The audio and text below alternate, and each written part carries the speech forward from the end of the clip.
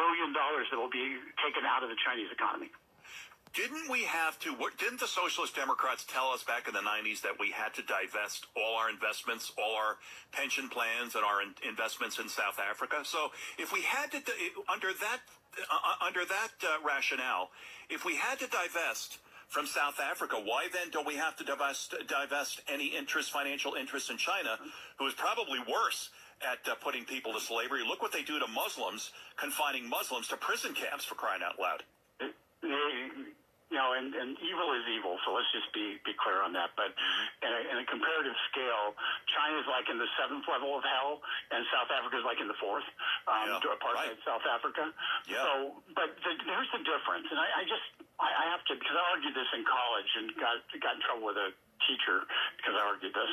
Was it in the Confucius Institute, Rick, when you did that? No, this was well before Confucius Institutes existed.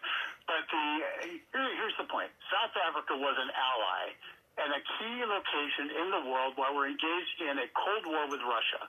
Right. South Africa controlled the passageway from the Atlantic Ocean to the Indian Ocean because it's the bottom of Africa. Right. Okay.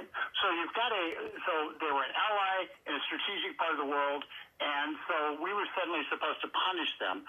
At the same time, we were selling wheat to Soviet Union. Right. We were propping up China as well. Yep. So we were basically engaging in trade and expanding trade with those who had missiles aimed at killing us, and we were effectively defunding the people who were actually on our side. So that seems to be pretty anachronistic to me. In the China case, China's not on our side. They are not our friend. No, they're an enemy. They're building military with intent on killing us. They have a bigger navy than ours right now. They have grown their navy, which is bigger than the United States Navy. And guess what? They're not doing that because they plan on just sticking around the shore, making sure the shores of China are safe.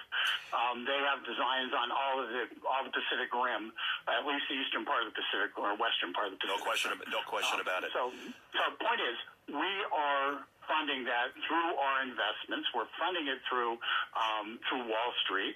We're funding it through our retirement accounts. Right. And it's time that we stop doing that. And I would encourage anybody who's listening to go to divestchinanow.org and sign the letter, which basically urges our government to get out of China.